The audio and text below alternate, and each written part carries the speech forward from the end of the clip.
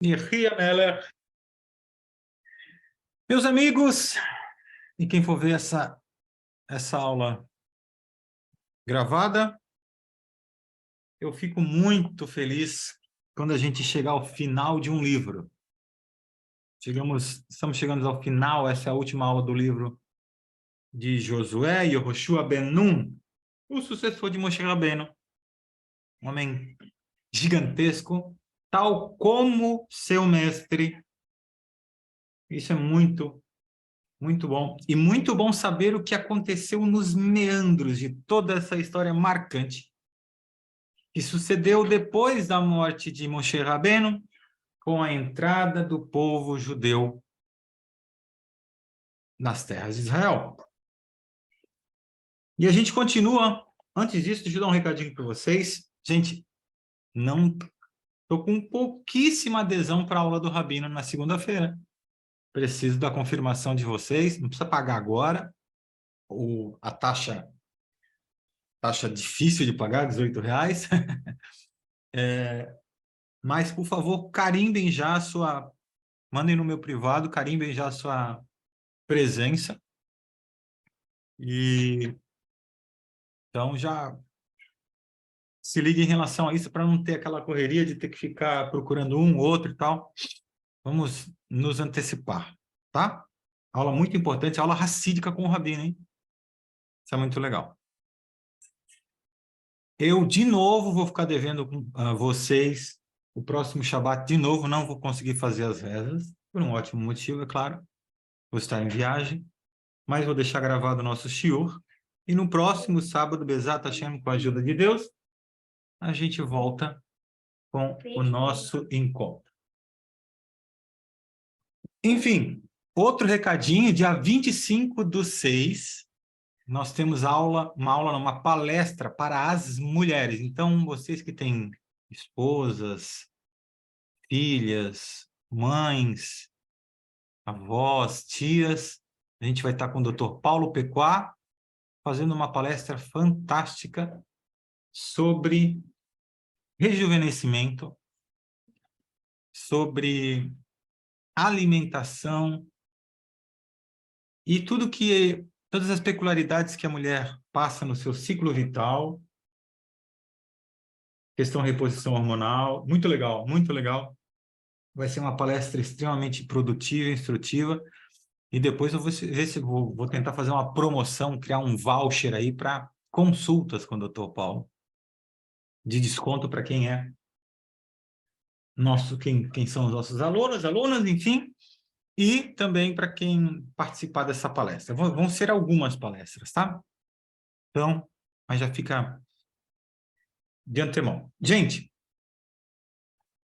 o livro de Yoshua continua, e aí, poxa, a gente está no final já. Então, quem não acompanhou toda essa história midrashica, e é muito legal, porque o Midrash ele conta o que foi passado, não está escrito, mas foi passado de geração por geração para gerações. Então, a gente falou sobre a tribo de Ruven, Gad e Menashe, a outra metade entrou nas terras de Israel, se estabeleceram, depois as tribos, essa outra metade se estabeleceu fora, antes do Rio Jordão, vocês lembram disso? Na verdade, ao lado leste do Jordão. Mesmo eles se pedindo para se estabelecer lá, fora dos domínios das terras de Israel, eles prometeram e cumpriram que iriam lutar junto com o povo judeu. E foi assim que foi feito. Inclusive, depois que as guerras cessaram, eles ficaram ainda 7 anos com o povo judeu. Deixa eu pedir uma aguinha para minha assistente de palco. Então, meus amigos, eles voltaram 7 anos depois. Quando eles voltaram, vocês lembram que eles encontraram um quadro de luta e tal, e eles chegaram, foram guerrear, se confundiram, porque saíram de lá com os filhos muito pequenos, e agora eles grandes, então não sabiam quem é que estava guerreando com quem, e até que os jovens judeus falaram que Hashem interceda por eles, o Deus de Abraão, de Isaac, de Jacó, Israel, eles pronunciaram, e aí os seus pais entenderam que eram eles e mataram os árabes que estavam tentando tomar aquelas terras por posse. O tempo se passou e as 2,5 tribos se separaram de novo, pela segunda vez, de Yoshua ben Nun, Baru atah Adonai Eloheinu Melech Shekoniah Bivaru.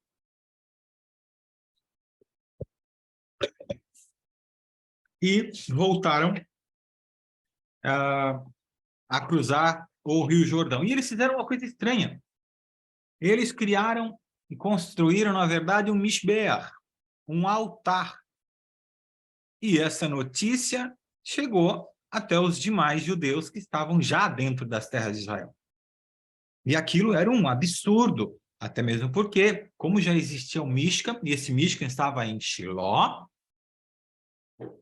a Alahá, a lei judaica, a própria Torá é muito explícita quando fala que qualquer sacrifício precisa ser feito no Mishbeach do Mishkan, ou seja, no tabernáculo, no altar do tabernáculo, jamais fora dele. E esses judeus, o restante das tribos, ficaram com medo que eles usassem aquele Mishbeach para fazer sacrifício para outros ídolos. Então, Yehoshua manda uma delegação encabeçada por exatamente pelo Pinhas. Vocês lembram que o Pinhas foi aquele que matou Zimri, o príncipe da tribo de Shimon, que ele estava fazendo idolatria e coabitando com as moabitas. Vocês lembram disso, né? E foi ele, Pinhas, e mais 7 homens. Na verdade, não diz que são 7 homens aqui, diz que são alguns homens das demais tribos. Enfim, eles chegaram lá e se depararam com o Mishbeach e já foram perguntando, né? O que é isso? Vocês sabem que é proibido que seja criado ou seja feito sacrifícios fora do Mishkan? Por que vocês fizeram esse Mishbeach, esse altar? E eles, inclusive, usaram até a lembrança do Aham. Vocês lembram do Aham que ele pecou com uma imagem assim que eles destruíram a terra de Jericó? Esse Aham, ele guardou uma imagem lá de ouro, riqueza, e Deus puniu todos os judeus por causa disso, fez com que eles perdessem aquela batalha em Aim. Então eles, olha, se vocês optarem por fazer outros sacrifícios para outros deuses, nós vamos ser obrigados a lutar contra vocês e destruir vocês. Porque nós não queremos pagar pelos atos de vocês. Porque Hashem não se importa só com... Não se importa com os judeus em sua totalidade, mas sim com cada judeu. Então, essas tribos, se vocês nos prejudicarem, se Deus... enfim, colocar a sua mão pesada em cima da gente por causa de vocês, a gente vai ter que agir. Então, isso ficou muito, muito forte. E o que aconteceu? As 2,5 tribos se explicaram. Olha, a gente criou esse Mishbeach aqui exatamente em alusão ao Mishbeach que está em Shiló, para que as próximas gerações... Filho, não bate assim. As próximas gerações entendam que existe apenas um Mishbeach e que é aquele que tem que ser feito os sacrifícios e que não se atentem, não percam o foco em oferecer korbanot, ou seja, os sacrifícios, em outros, porque Hashem é o nosso único Deus. E eles não chegaram a encarar o Pinhas, por causa do tamanho do Pinhas. Mas o Pinhas ouviu essa explicação, acreditou, ficou satisfeito. E aí eles foram abençoados, enfim, e essa delegação voltou para as terras de Israel satisfeitas. E aí acontece que Yehoshua ben Nun, com 110 anos de idade, já estava prestes a morrer. Vocês lembram que Hashem, ele tinha 120 anos, ele iria viver, mas Hashem diminuiu 10 anos dele, e vocês lembram por quê? Exatamente porque ele ficou atrasando a conquista de Israel, a das terras de Israel, para que ele não morresse. Mas, enfim, ele, prestes a morrer, ele decidiu dirigir-se à nação, e aí, ainda havendo muitos cananim nas terras de Israel, Yehoshua pensou, talvez depois que eu morrer, os judeus não expulsarão os cananim, pois eu não estarei mais aqui para incentivá-los a se livrar de todos os cananitas da terra.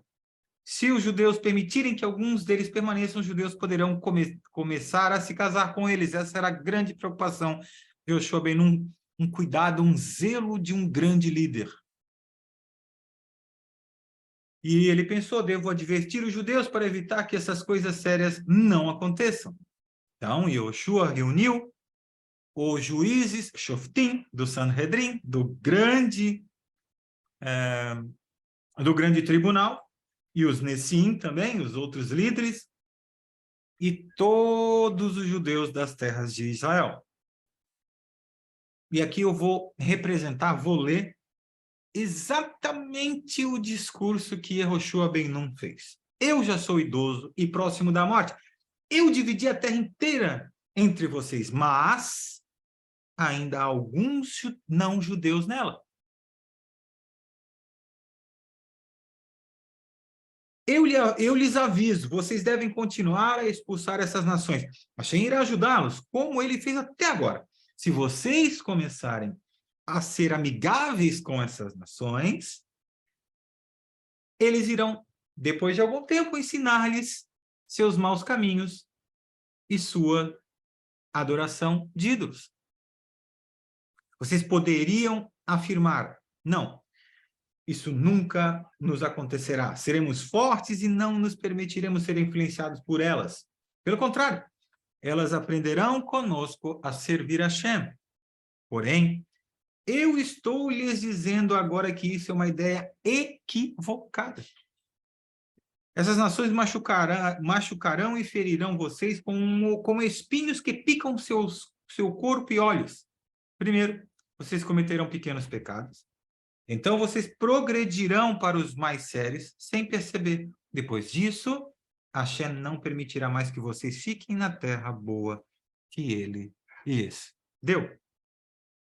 Assim como Hashem cumpriu todas as suas boas promessas, assim também ele cumprirá a sua promessa de punir vocês.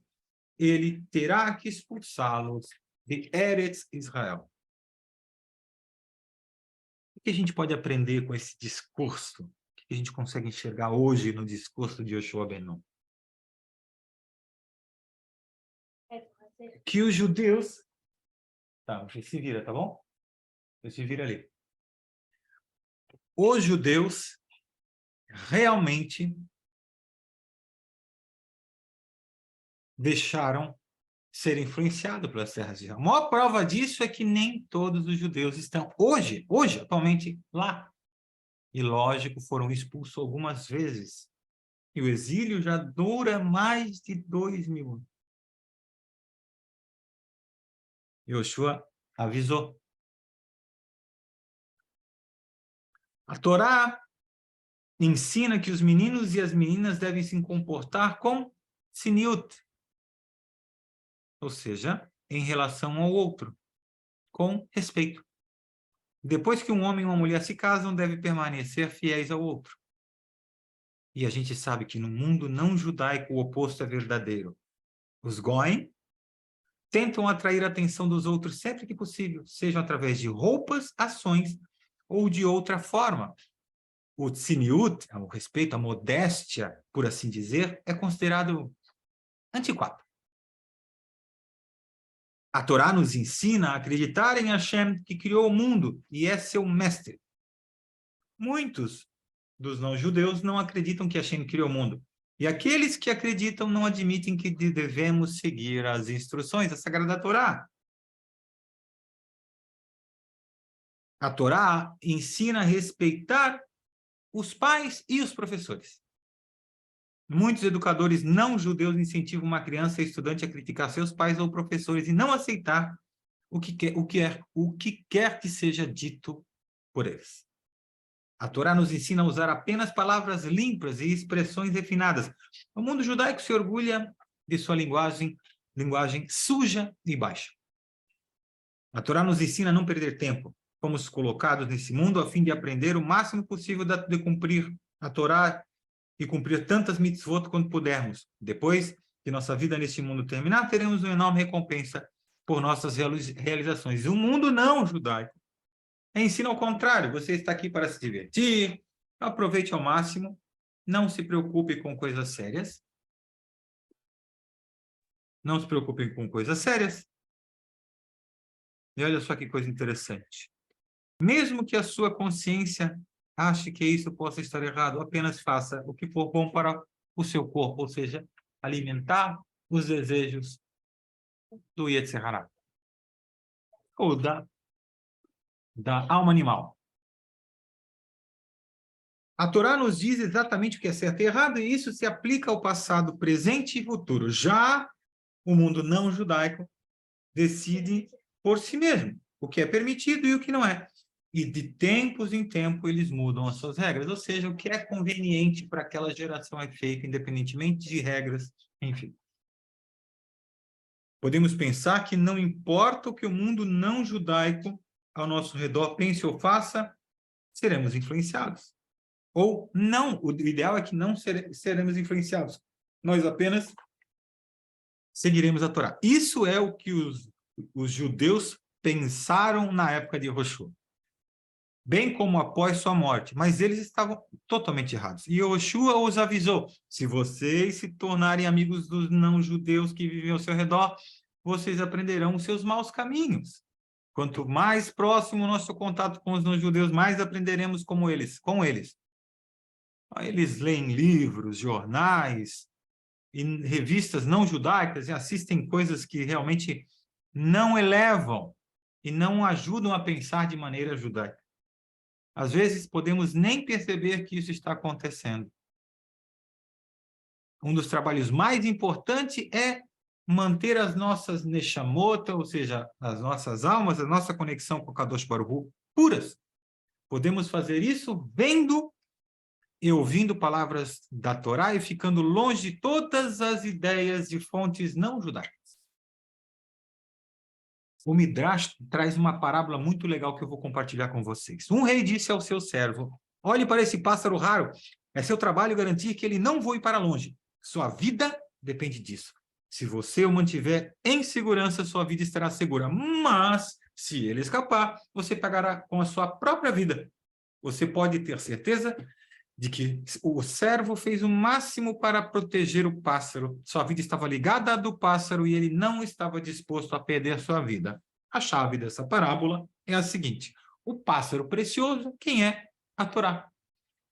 Hashem disse: enquanto você estiver guardando a Torá ali, você estará preservando sua própria vida. Mas, se você deixar de lado qualquer parte da Torá, você perderá a parte da sua vida. A Torá nos da vida neste mundo e no próximo. Ao ficar longe de influências e ideias não judaicas, protegemos nossas vidas. E Yehoshua termina com o seu último discurso e mais uma vez ele reúne o povo e dessa vez, além de falar com todos, ele faria um novo pacto com eles para manter a Torá. E este encontro aconteceu lá em Shem, onde estava perto de Ar-Gezerim e Ar-Elval, onde as bênçãos e as maldições foram declaradas no dia que Ben Israel entrar em Israel. São os dois montes, né? Vocês lembram, né? O monte de Ar-Gezerim e o monte de Ar-Elval. Enfim, os judeus seriam assim lembrados deste evento. E Yehoshua, inclusive, ele ordenou que o Aaron, ou seja, a arca, fosse trazida para Shechem, para essa reunião especial. Isso tornaria o pacto mais solene. Quando todos os judeus juntaram com seus líderes, foram reunidos, Yehoshua começou a dizer: Hashem mostrou a vocês que os deuses das outras nações são impotentes. O pai de Avraham, Terach, serviu a ídolos do outro lado do rio Berat, ou melhor traduzindo, o rio Eufrates, junto com seu filho Nahor. Mas o outro filho de Tera, Abraham, percebeu que esses ídolos eram falsos e ele se recusou a se curvar para eles. Hashem levou Abraham para longe da casa de seu pai e os trouxe para a terra de Canaã. Ali deu-lhe um filho, Isaac, e para Isaac deu Jacó e Esav. Para Esav deu a Seir como sua terra, e para que ele não reivindicasse uma porção em Eretz Israel. Os filhos de Jacó, seus pais, desceram ao Egito e viram ali os ídolos egípcios. Quando Hashem redimiu seus antepassados do Egito e os afogou no mar, vocês viram claramente o quão impotentes são a falsidade dos deuses deles. Mais tarde, Moshe venceu os dois poderosos reis, Sihon e Og. Vocês também viram que os deuses do Amorim eram falsos. Talvez naquela época vocês ainda pensassem que os deuses dos Cananim eram poderosos, mas quando entraram, ou entramos, ele falando, em Eretz Canaã, e Jericó e outras cidades extremamente fortificadas caíram. E vocês viram com seus próprios olhos que os deuses dos Canaã foram totalmente inúteis. Se alguns de vocês possuem imagem de ídolos que vocês tiraram do sangue de qualquer uma das nossas batalhas, agora é hora de se livrar deles. E se algum de vocês pensa em servir a ídolos, façam tchuvá imediatamente. Discurso extremamente forte de Yoshua. Yoshua queria testar o povo. Será que algum deles secretamente desejou servir a ídolos? Ele estava com isso na cabeça. Então, ele clamou. Talvez vocês realmente não se sintam bem servindo a Hashem.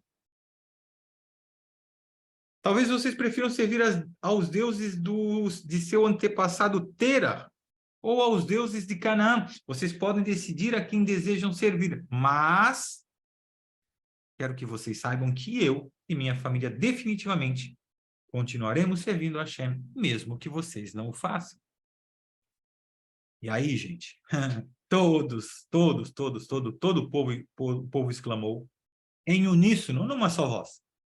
Haz veshalom, Deus nos livre. Nós não iremos deixar Hashem de servir a ídolos. Hashem fez muitas coisas boas para nós. Ele nos tirou do Egito quando éramos escravos e ele realizou milagres para nós. Ele expulsou as nações de Eretz Canaã. Vamos servir apenas a Hashem. Ele é nosso Deus. E Yoshua ainda não estava satisfeito com a resposta. Lógico. Será que eles queriam mesmo servir a Hashem porque ele fez todas as coisas boas para eles? Ou seja, uma maneira condicional de servir a Hashem? Ele queria ouvir das pessoas o seguinte: queremos servir a Hashem porque estamos convencidos de que ele é o verdadeiro e único Deus. Ponto final. Portanto, Yoshua desafiou o povo. Hashem é muito rigoroso. Ele disse, tem certeza de que vocês querem lhe servir, mesmo que ele puna vocês pelos seus pecados? Se vocês servirem a ídolos, ele não será mais gentil com vocês, ele irá destruí-los. Como Yoshua esperava, o povo respondeu, nós ainda serviremos a Hashem de Yoshua. E ele respondeu, hoje vocês são testemunhas de que escolheram servir a Hashem. Somos testemunhas, respondeu o povo. Naquele momento, Yoshua fez um pacto com o povo.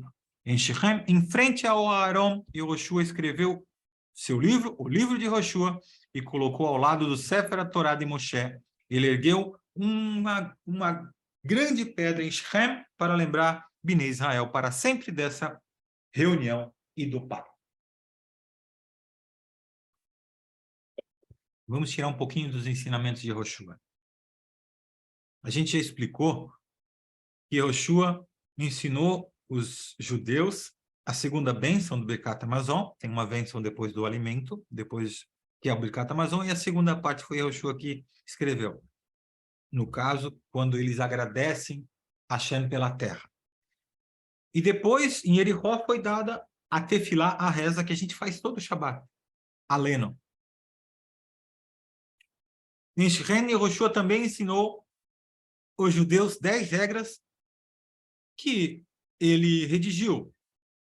E essas regras ajudariam muito a evitar confusão entre os judeus. Até mesmo para que eles pudessem conviver de melhor forma. Vamos dar uma olhadinha nessas regras.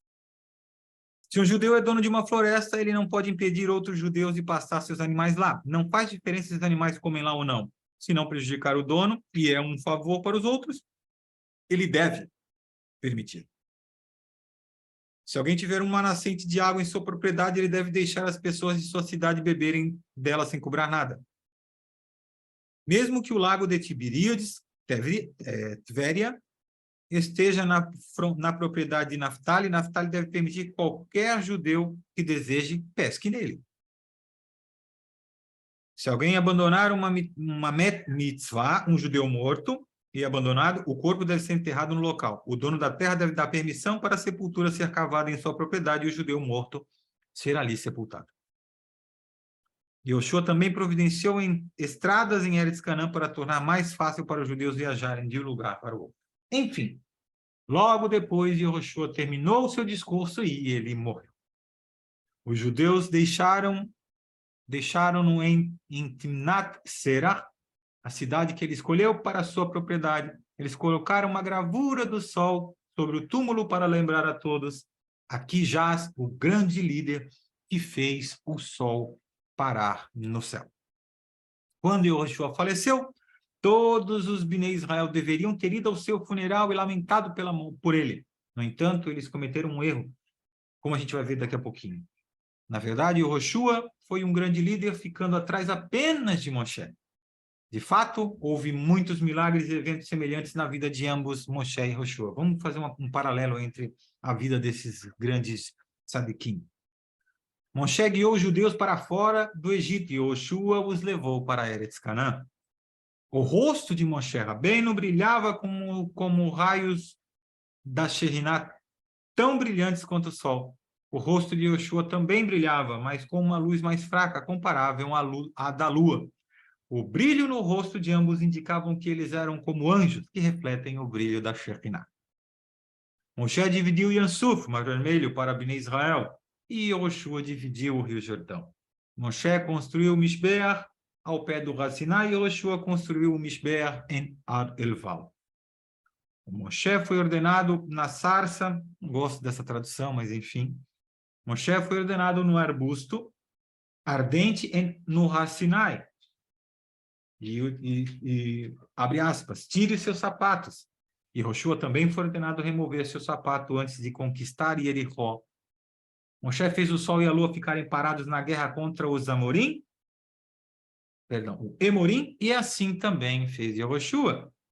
Moshe cantou uma shirá, um cântico, no Yansuf, ou seja, no Mar Vermelho, e Yehoshua cantou uma shirá quando ordenou ao sol que ficasse parado. Moshe derrotou Sihon e Og. Yehoshua derrotou 31 reis em Eretz Canaã. Moshe escreveu a Torá sobre grandes pedras e Yehoshua também. Certamente, este grande líder, Yehoshua ben Nun, merecia ser publicamente lamentado por toda a nação. De fato, Yehoshua foi enterrado às pressas, sem muito luto. Por quê? Vamos ver agora. Os judeus tinham acabado de receber seus próprios campos e fazendas. Isso foi muito emocionante para eles. Finalmente, eles poderiam arar a terra, semear e aproveitar sua própria colheita. Mas tudo isso exigiu muito trabalho duro. Haviam também árvores frutíferas e hortas que precisavam ser cuidadosamente trabalhadas e cuidadas. Quando os proprietários da terra souberam da morte de Yehoshua, estavam tão ocupados que não queriam passar muito tempo lamentando por eles. Ou seja, eles pensaram que seria mais importante cuidar da terra do que prantear ou comparecer ao sepultamento de um Talmid Chacham, ou seja, de um grande líder. Os Zekenim, que lideravam o povo após a morte de Yehoshua, deveriam ter providenciado para que os judeus lamentassem adequadamente por Yehoshua. Já que eles não fizeram, Hashem ficou irado. Um terremoto sacudiu as terras de Israel. Como punição, os Zekenim morreram logo depois. Vocês se lembram que Moshe havia levado o Arão de Yosef, ou seja, a arca com os ossos, os restos de Yosef no rio Nilo?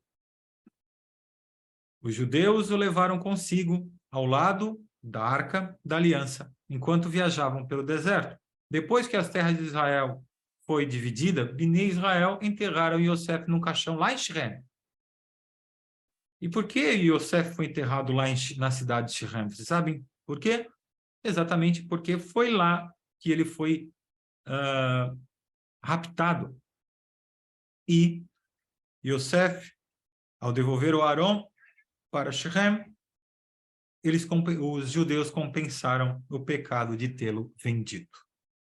Enfim, como um líder é ligado ao outro, logo após a morte de Yehoshua ben Nun, o filho de Aaron, Elazar, o Kohen Gadol, também morreu. Dessa vez, os judeus não repetiram o erro que cometeram após a morte de Yehoshua. Todos eles interromperam seus trabalhos agrícolas, começaram a lamentar publicamente a morte de Elazar, que estivera ao lado de Yehoshua, na divisão da terra. Foi ele quem repetidamente perguntou ao Urim Vetumim, vocês lembram? Peitoral, sobre tudo o que os judeus precisavam saber. Elazar foi enterrado em sua propriedade, em Ar-Efraim. Uma via de regra que os sacerdotes eles não tinham terra, mas o Elazar ele casou com uma daquelas mulheres que Hashem permitiu que ficasse com a porção das terras, então ele herdou essa parte. Enquanto Yehoshua esteve vivo, todos os judeus serviram a Hashem. Após sua morte, os Equenim se tornaram os novos líderes. Durante sua liderança, nenhum judeu jamais serviu a ídolos. Todos eles se lembravam dos discursos da despedida de Yehoshua e do pacto que eles fizeram com o Yehoshua. Além disso, eles respeitavam os Equenim e ficariam envergonhados se abandonassem o serviço de Hashem enquanto esses líderes estivessem no comando. Os Equenim também constantemente lembravam aos judeus as muitas maravilhas que Hashem fez por eles depois que entraram lá nas terras de Israel. No entanto, a geração que cresceu após a época de Yehoshua e os Equenim não tinham ouvido pessoalmente suas palavras. Lentamente começaram a se tornar amigos dos não-judeus que ainda viviam em Eretz Canaã. Esse foi um dos grandes erros deles não terem expulsado todos os não-judeus das terras de Israel. Gradualmente, como Yehoshua havia predito, os judeus aprenderam os maus caminhos de seus vizinhos não-judeus.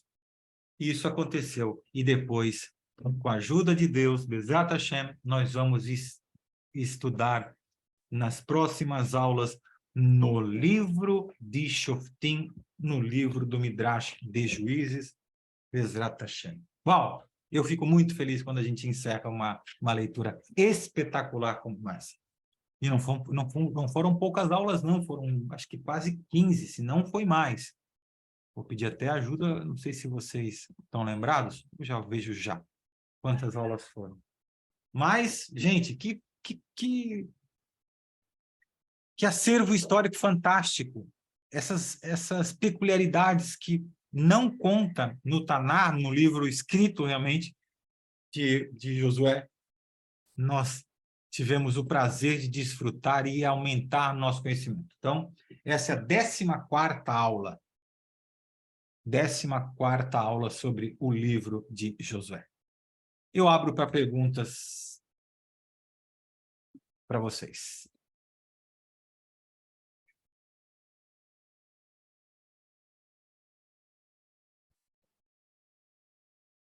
É isso? Deixa eu ver aqui se tem uma pergunta. Shalom, shalom. Fala, Lucas. O senhor falou sobre o Elazar perguntar pro peitoral, né? Que seria a revelação de Deus, né? Isso, Isso. Quais dúvidas os judeus teriam se Moshe e Josué já ter explicado bastante coisa para eles? Ficou meio confuso para mim aqui. Então, Lucas, isso.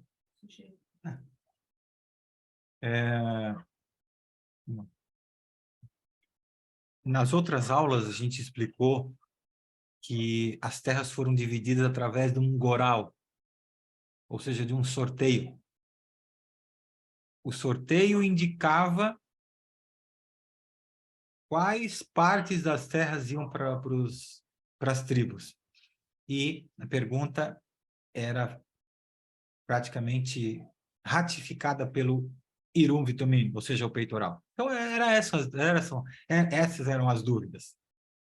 Mas veja só, o Irum Vitumim, o peitoral, ele sempre era utilizado pelos profetas. Aconteceu com o Shmuel, quando existia uma profecia e o rei ia até o sumo sacerdote, o Kohen Gadol, para perguntar o que ele deveria fazer. E a Shem indicava pelas letras do peitoral o que deveria ser feito. Então, o Eruv Tumim, ele sempre teve serventia. E voltará a ter. Isso que é mais interessante, ele voltará a ser utilizado. É isso? Perfeito, perfeito. Beleza, amigão? Então, vou reforçar. Tudo isso tem nas outras aulas, tá? Então, são 13 aulas para trás que, poxa, explica isso com bastante ênfase, tá? Mais alguma pergunta, meus amigos? É isso, então? Deixa eu parar a gravação.